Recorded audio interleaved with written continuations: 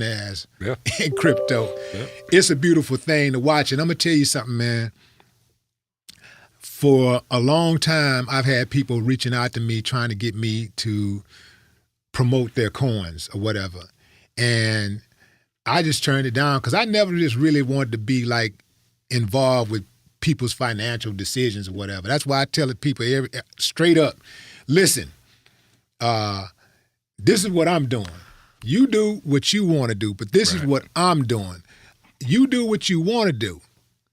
Because if you win, you're going to celebrate me. I'm Willie, man, thank you, Willie. But if you lose, you're going to be like, that motherfucker did. So don't come talking to me. Don't come to me talking. Damn it, Willie. Don't come to me talking no shit. You learn to take your bitter with your sweet. Yeah. Cryptocurrency is a gamble. There ain't no guarantees. Having said that, I am a gambler. I'm a business gambler, and I'm an investor gambler. I don't do the regular type of gambling, like, casinos and all that stuff. I don't do that. Yeah. But I will take a chance on investing, and I will take a chance on business. And I just don't know a sweeter game than this crypto. So that's what caught my attention. And I'm gonna tell you, like, when I started looking into your team. I looked at the dev team. I looked at the dedication. I had the conversation with you, and I just saw how pumped up people was. Even, the Wolf Pack gang, you know what I'm saying? Shouts out to the Wolf Pack gang. That's like, hey, man, it's a beautiful thing. And to see all the things, the moving parts that's happening, I haven't seen any other cryptocurrency moving at this rate with all of these different parts. And I haven't seen all these different pieces the way it moves. It's almost like every day is something new. It's big news daily. Yeah. So you don't really get a chance to watch it. You don't really get a chance to watch the coin like just drop. Good news come out and then it'll people pull out and then it drop, and then if it's a solid coin, if it's a solid project, then at some point it'll stabilize and then it starts back up.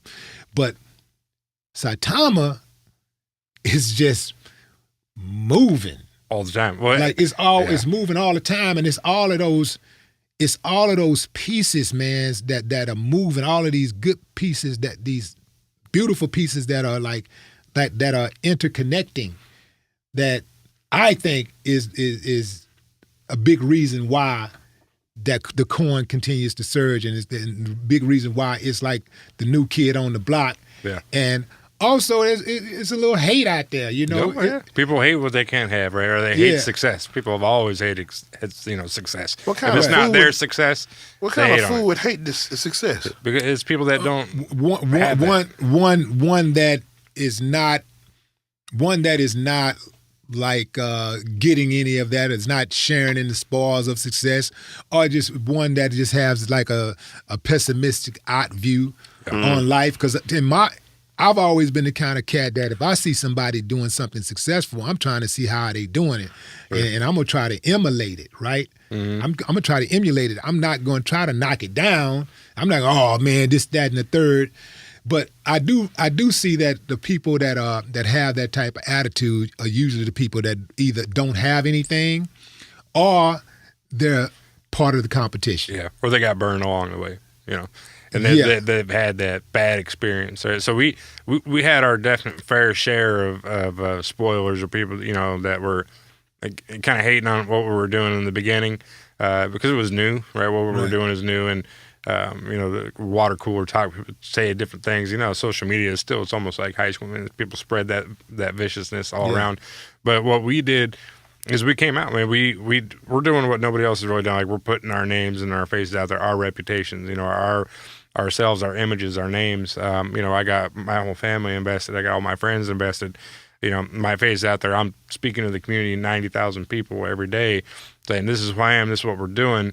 And in crypto, that's different. Nobody's really doing that. So if you have a crypto coin, they don't know who's running that project. They have no idea. It'll be like Pickles123 is running this, this coin. Like, who the hell is Pickles123? It's like, I have no idea. So we're out here doing like live streams, coming out here with you doing this stuff and, doing everything that we're doing. It gives people kind of a sense of comfort, right? Like, okay, these guys are legit. Not only legit, but these are businessmen. Like, I run my own business. All of our developers have some kind of unique dynamic that they bring, whether it's their business strategy or they own their own companies, their IT, like our CTO runs his own software company up in the Northeast. Everybody has a different dynamic that they bring to the table, and we just kind of make this dream team, and it works, right? And we're having a different vision to crypto. We're not trying to just, like you said, hype it up and let it fall. Like, we're continuing to bring new catalysts to the table and really expanding what we're doing, because we're actually a registered company. So we're bringing different partnerships. We're creating all these different opportunities that crypto's not used to. Right. So when you take that chance, you either get success or it fails. So luckily we've been, pretty fortunate to this point that it's bred success. But it's also from the business standpoint, we're treating it like a company. We're growing it like a normal company would. And people are kind of getting tuned to that, where they're wanting to invest or wanting to get involved. And not just invest, but they want to be a part of it. I talk to people all day, every day, from all walks, like whether it's entertainment and sports and education, people, big name people, they're like, how do we get involved? What can we do? This is what I want to do with my company. How do we create that marriage so we can work together? Because the NFTs, the gaming, education, crypto in general, it's huge. It's blowing up. And just think about where crypto was 6 months ago when Dogecoin made its run and where we are at now today at the end of October. It's just unprecedented growth, and I've been investing in business for years. And to speak on what you were saying with the growth and the ROI, return on investment, there is nothing that comes close to what it is in crypto.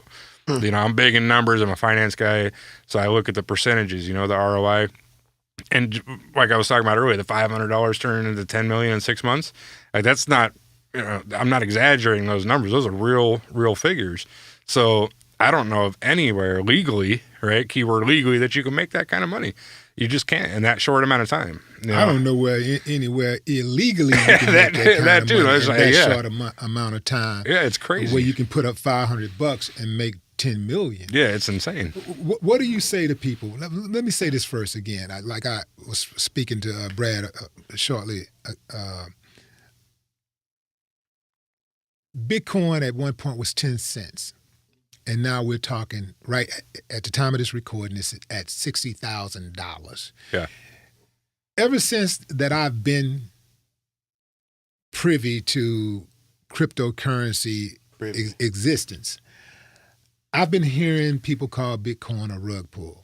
A what? It's a rug pull. Rug pull. Like when you take it and you just took the rug right out, like it's almost like a Houdini. Like there it is. Yeah, now it's gone. Like a bait and switch. You make people think it's one thing, and then they invest in it, and then you pull the rug from them. And take all the money and run. But people has been saying that about Bitcoin forever. Yeah. And I've heard people say that about Cardano. Yeah. About Doge. About Ethereum. Yeah. I've heard them say that about every single coin. Yep. Including Saitama. Yep. What is your reaction when you hear people saying that your baby, Saitama, is a rug pull? And I've actually come on record and made videos on live streams and things like that addressing that exact thing. So that all it comes down to is just not understanding what a rug pull is, what it is that makes these coins have that ability to be a rug pull or a scam, or what they're calling like a honeypot. Or a pump and dump. Yeah, or a pump and dump. So there's certain indicators that you really got to look at.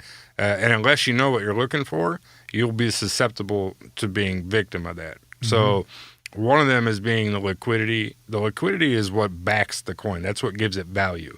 So if I buy X amount of Saitama, the liquidity is what gives it its value. So if I want to sell it, the liquidity is what I'm selling it against. It's almost like when you buy a house, you can take a loan out on the title of your home or the value of it, right? You can borrow against it. It's kind of the same concept with liquidity. That's what allows you to sell it against it.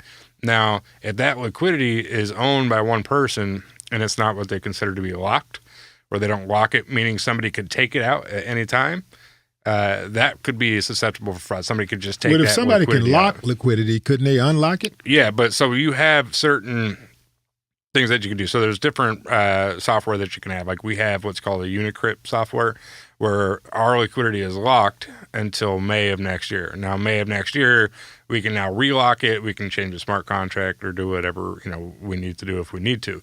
But from now until then, nobody can touch it. It's untouchable.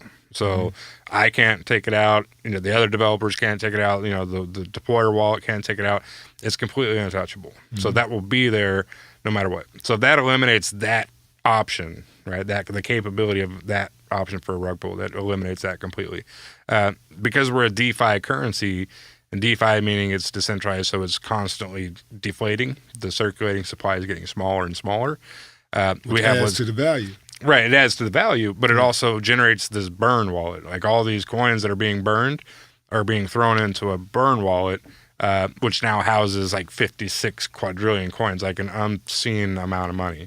Now, if we were to remove that burn wallet and sell it, it would absolutely tank the price. But nobody has access to it. It's completely locked. It's like taking the car keys, throwing it at the bottom of the ocean. Nobody has access. So that eliminates that option for it. But when you're looking at different coins, these are indicators that you want to look for. Like, who has access to that burn wallet? Nobody? Okay, good. Is the liquidity locked? It is? Okay, for how long? And then you look at the wallets. This stuff is all public information, though. And then you also look at how many coins are being held by the developer. Right. Because if the dev have 95% of the coins, yeah, absolutely. You better run. Yeah, because all they got to do is take that 95% tomorrow, right? When you're sleeping, they'll sell 95% of those coins. You wake up tomorrow and your $100 is now a penny. Right. God, and you're like, damn, what the hell just happened, man? How does one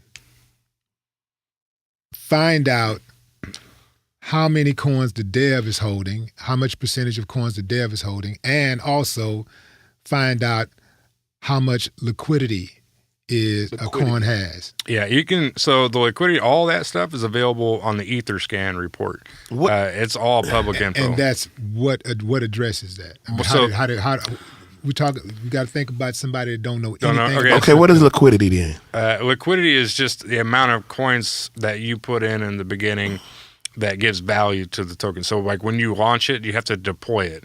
So you have an idea, you have a coin, right? You're creating it, you code it, and then you want to actually deploy it, making it viable for somebody else to purchase.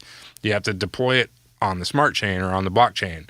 So if it's an Ethereum coin or an ERC20 coin, you deploy it on the blockchain, but you got to add value to it first. You can't just create it in your mind and then be like, okay, I want to sell it. Like you actually have to create it and put value to it. So you have to add liquidity. Okay. So if it's an ERC20 coin, so just for an example, when Saitama was created, we minted 100 quadrillion coins, burned 49 quadrillion of them, and now the rest of the circulating supply